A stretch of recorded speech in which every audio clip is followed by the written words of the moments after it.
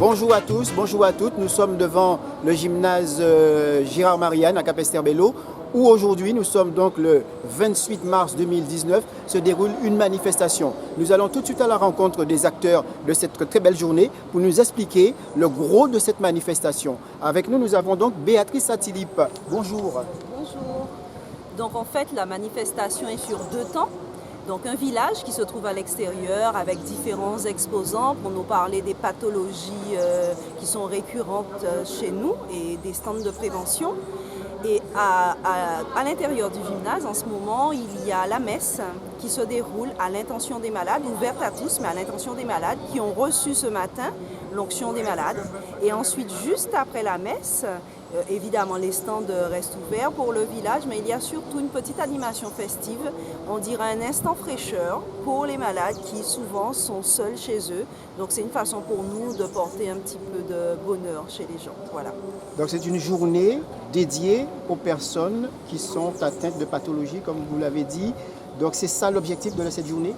Atteinte de pathologie, mais pas seulement. Nous sommes tous malades. Donc, il y a des maladies qui ne se voient pas, il y a la dépression, il y a des gens qui sont seuls dans notre monde qui est si difficile. Donc, c'est vraiment une journée pour aider les gens à passer leur souffrance dans un quotidien qui peut être difficile. Le village continue, le village santé. Je vous rappelle que nous sommes devant le gymnase Gérard Marianne à Capesterre-Belle-Eau dans le cadre de cette journée, la messe des malades, mais également le village santé. Et juste à mes côtés, eh bien, nous avons l'association Au Corps du Bien-être avec le coach sportif.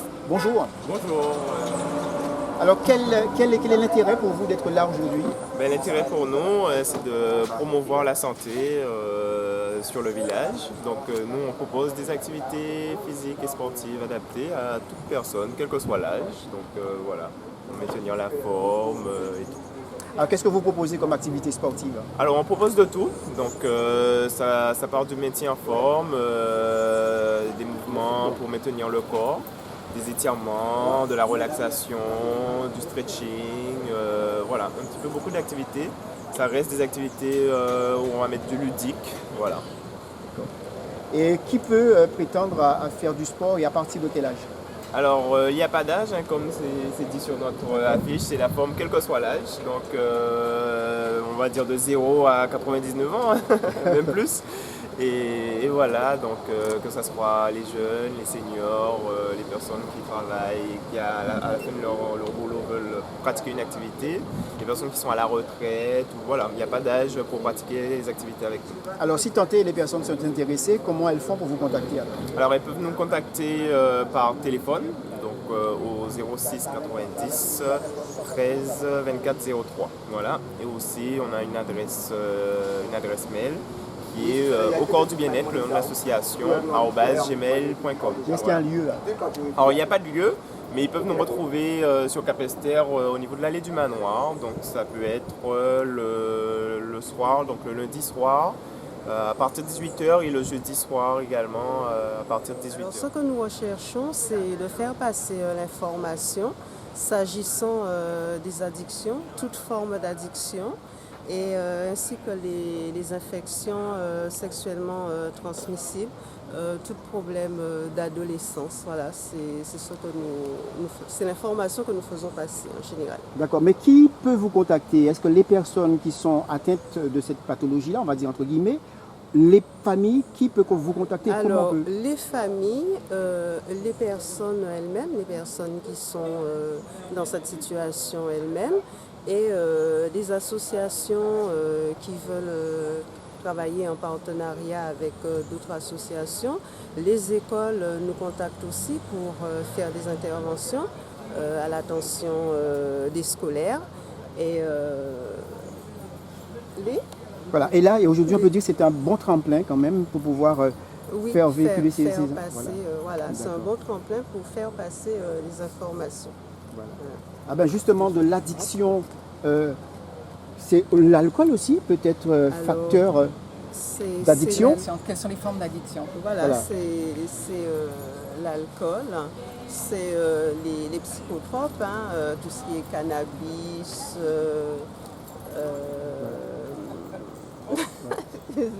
Et aujourd'hui, Jean, en partenariat, vous avez également avec nous, nous avons avec nous SOS Basse-Terre Environnement. parce que nous connaissons les problèmes, tous les problèmes en Guadeloupe, que ce soit les problèmes environnementaux qui impactent beaucoup les Guadeloupéens, les gens du Sud Basse-Terre. Et alors les conséquences sont là. Il y a des problèmes de chômage économique, sanitaire, culturel, il y a toutes sortes de problèmes.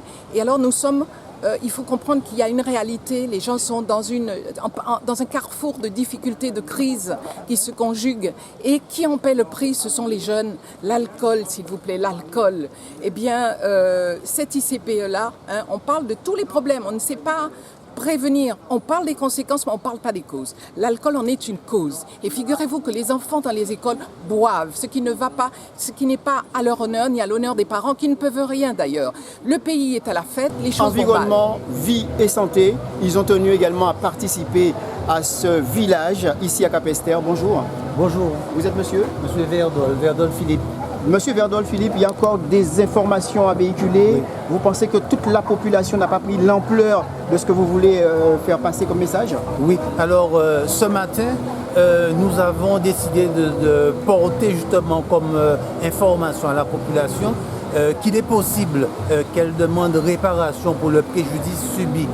Et donc nous avons organisé justement une sorte de protocole avec notre avocat, maître François Laforgue, pour faire en sorte que les personnes qui ont été victimes directes par le chlordécone demandent réparation et soient indemnisées, et puis que leurs enfants, si ces personnes-là sont impactées, si les enfants sont impactés, que les enfants soient également indemnisés. Et Maître Laforgue nous expliquait qu'il est également possible d'envisager des actions en tant qu'ayant droit de personnes décédées. Bon, donc ce sont des démarches qui sont importantes, qui sont intéressantes et qui aussi financièrement peuvent être très significatives. Maître Laforgue nous a indiqué que les montants qui peuvent être obtenus de manière générale pour les victimes de pesticides sont très significatifs. Ce sont des montants qui sont de l'ordre de plusieurs dizaines de milliers d'euros. Donc nous ne voudrions pas que notre population passe à côté de cette possibilité. Alors j'ai envie de poser une question. Est-ce que pour la population qui vous écoute, est-ce que ce n'est pas un vœu pieux quelque part? Non, c'est un peu le contraire. Peut-être que chacun n'a pas encore saisi les enjeux, n'a pas encore saisi l'importance. Mais il n'empêche que en France, par exemple, c'est une démarche qui est tout à fait naturelle, qui est tout à fait normale.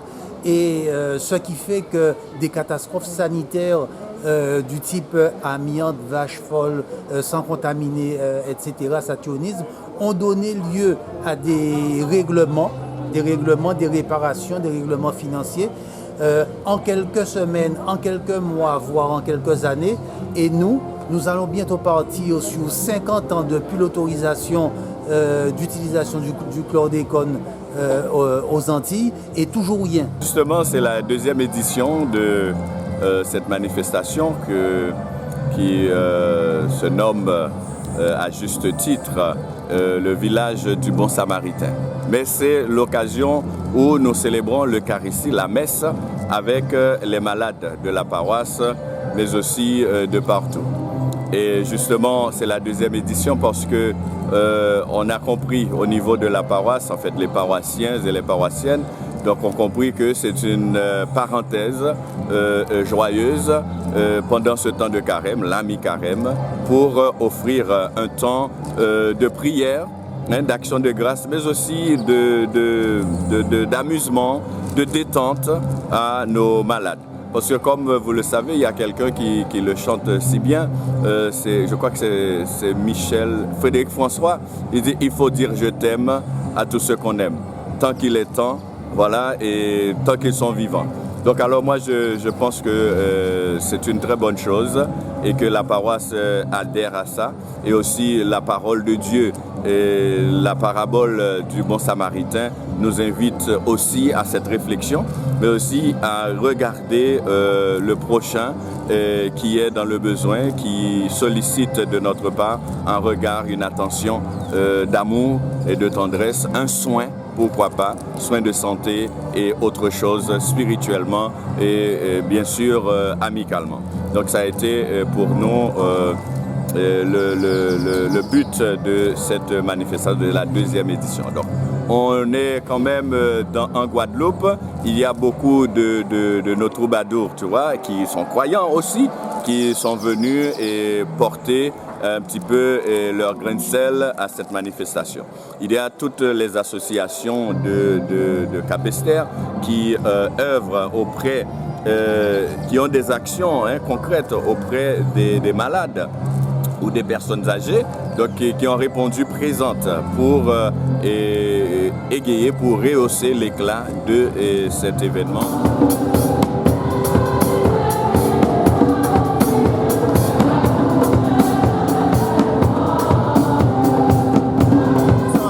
Un visiteur, mais pas n'importe lequel, hein. C'est tout simplement le responsable technique du gymnase. Monsieur James, bonjour. Bonjour. Qui ça va passer aujourd'hui là? Très très bien, très content que ce gymnase-là ait choisi comme ça, gymnase un mouvement qui est béni. Ici, bien que les malades et les sportifs aussi, parce que je suis quand même un ancien sportif. Donc c'est un bel événement aujourd'hui? C'est très très bel événement. Voilà. C'est pas la première fois qu'on fait une messe ici. Et tout se passe très bien. Et je crois que, mis à part ton travail, tu donnes aussi de ta personne. Hein? Ah oui, je suis un bénévole né. D'accord, d'accord.